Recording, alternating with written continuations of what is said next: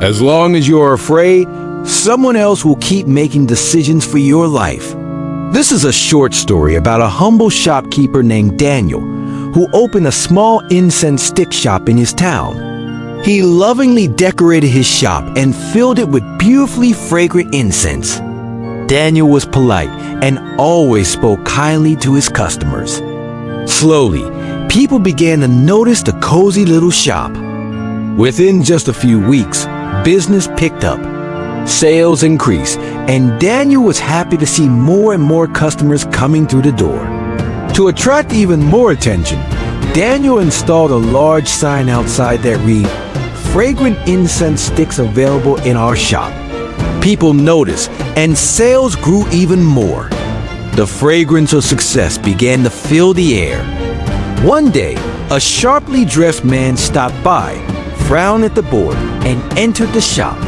He said, "Hey man, the word fragrant is unnecessary. All incense sticks are fragrant. Remove it." Daniel hesitated, but not wanting to offend or seem ignorant, agreed. The painter came, and the word fragrant was erased from the board. A week later, another man, this one wearing glasses and speaking with authority, walked in and said, "Why have you written in our shop?" "Of course, they're in your shop. Where else would you sell them?" Again, Daniel nodded and called the painter. The phrase "in our shop" disappeared. Days passed. Then came a third man with yet another opinion. "Why write available? Your shop is open, so obviously they're available." Daniel, now growing nervous and unsure of himself, once again called the painter.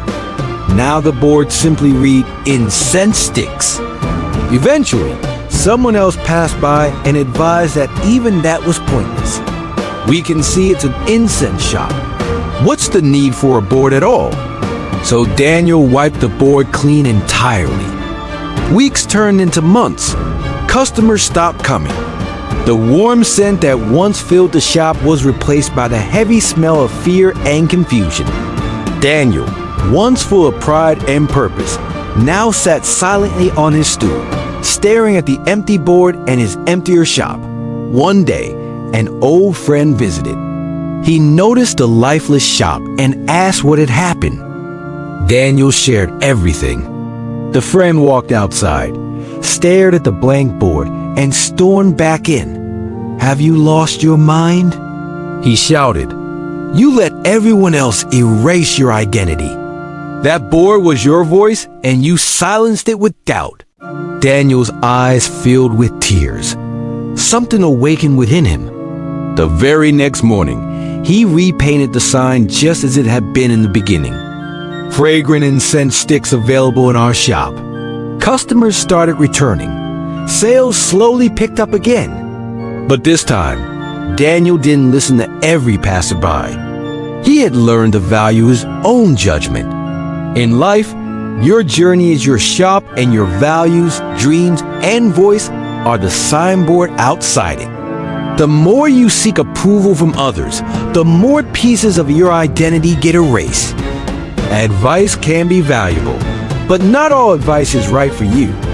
If you let fear make your decisions, you'll end up living a life designed by everyone but you. So, trust yourself.